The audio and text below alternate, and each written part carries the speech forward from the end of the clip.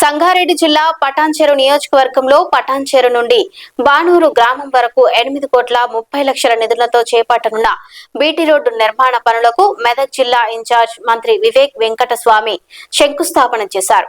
ఈ కార్యక్రమంలో ఎమ్మెల్సీ అంజిరెడ్డి, జిల్లా కలెక్టర్ ప్రతీక్ జైన్, జిల్లా ఎస్పీ పరితోజ్ పంకజ్, నియోజకవర్గ ఇన్ఛార్జ్ కాటా శ్రీనివాస్ గౌడ్, జిల్లా అధికారులు, స్థానిక నాయకులు పాల్గొన్నారు. ఈ సందర్భంగా మంత్రి మాట్లాడుతూ 1985లో ఈ ప్రాంతంలో కనీస రోడ్డు సదుపాయాలు కూడా లేకపోయేవని, ప్రస్తుతం కోట్ల రూపాయలతో అభివృద్ధి కార్యక్రమాలు చేపట్టడం ఆనందంగా ఉందన్నారు.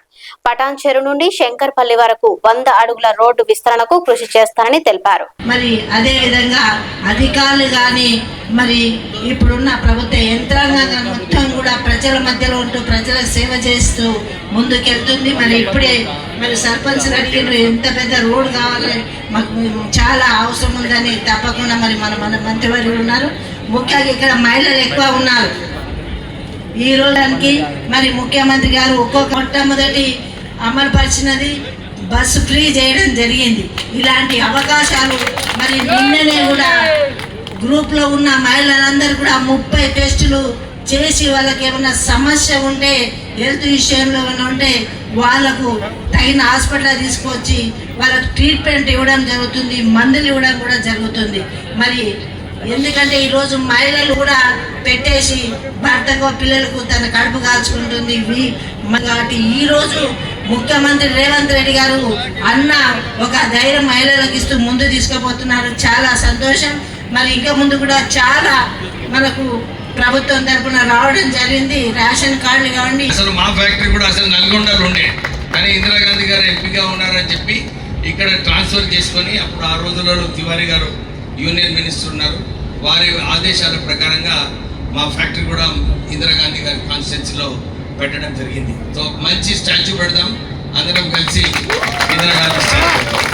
సో ఆ రోజులలో గరీబీ హటావో అని చెప్పి పేద ప్రజలకు అసైన్మెంట్ భూములు, ఇందిరమ్మ ఇల్లులు ఇవ్వడం జరిగింది. తర్వాత 2013లో కూడా కాంగ్రెస్ ప్రభుత్వం ఉన్నప్పుడు ఇందిరమ్మ ఇల్లులు ఇస్తే బాగుంటుందని చెప్పి ఆ రోజులలో అందరికీ ఇందిరమ్మ ఇల్లులు ఇవ్వడం జరిగింది. మళ్ళీ ఈసారి మేనిఫెస్టోలో పెట్టి రేవంత్ రెడ్డి గారు లేదు ఏది ఏమైనా కానీ ఈ ఇందిరమ్మ ఇల్లులు అన్ని చోట్ల కూడా మంచిగా కట్టాలని చెప్పి ఒక్కొక్క నియోజకవర్గంలో 3,500 ఇందిరమ్మ ఇల్లులు శాంక్షన్ కావడం జరిగింది. మొన్న మేలు అయ్యేలాగా నిర్ణయాలు తీసుకోవడం జరిగింది. సో నేను అందరికీ కోరేది ఏంటంటే, ఎవరైతే నిజంగా స్తోమత లేదో వారికి కొంచెం కాంట్రాక్టర్లతో, నేను కలెక్టర్ గారు మీరు చొరవ తీసుకోవాలి, కాంట్రాక్టర్తో మాట్లాడి కొద్దిగా బేస్మెంట్ లెవెల్ వచ్చే వరకు వారికి సాయం చేస్తే వారు తగ్గిన ఇళ్ళని అన్నీ కూడా కట్టుకుంటారు. కొద్దిగా దాంట్లో అవుట్ ఆఫ్ ద వే పోయి కొద్దిగా చొరవ తీసుకుంటే ఈ ఇందిరమ్మ ఇల్లులు అన్నీ కూడా పూర్తిగా కావచ్చు. చాలా చోట్ల కూడా, ఎందుకంటే నేను మొన్న సిద్దిపేటలో పోయి కొన్ని ఇందిరమ్మ ఇల్లులు అక్కడ గృహప్రవేశం చేయడం జరిగింది. మా కాన్స్టిట్యూన్సీలో కూడా చేసుకున్నప్పుడు చాలా చక్కగా కట్టుకుంటున్నాడు. వచ్చేటప్పుడు శ్రీనివాస్ సర్పంచ్ కూడా ఇదే చెప్పినాడు. తర్వాత మన శాంతయ్య గారు కూడా అదే, సార్ ఇక్కడ చాలా మంది చనిపోతున్నారు అని ఫోటోగ్రాఫ్ కూడా చూపించడం జరిగింది. కలెక్టర్ గారు ఏమంటున్నారంటే, ఆల్రెడీ ఈ రోడ్ హ్యామ్లో ఉంది, కానీ మీకు దీనికి ఎక్స్టెన్షన్ చేసేది ఉంది, వైడనింగ్ చేసేది ఉంది.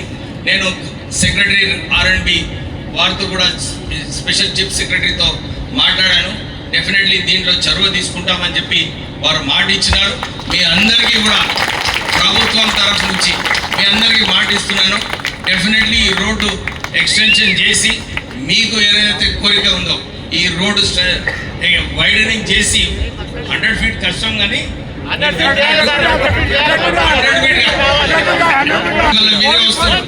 మీ కోరిక మేరకు 100 ఫీట్ రోడ్ ప్రపోజ్ చేసుకుందాము. మీరందరూ కూడా ఏదైతే రాష్ట్రం ఏం వచ్చినో పథకాలు అన్నీ కూడా సరిగా అమలు చేస్తుందో మీరు కూడా ప్రజల దగ్గరికి వెళ్ళి మీ అన్ని కార్యక్రమము ప్రభుత్వం చేస్తుందని చెప్పి ప్రజలకు అవగాహన కల్పించాలని చెప్పి మీ అందరితో కోరుతూ మళ్ళొకసారి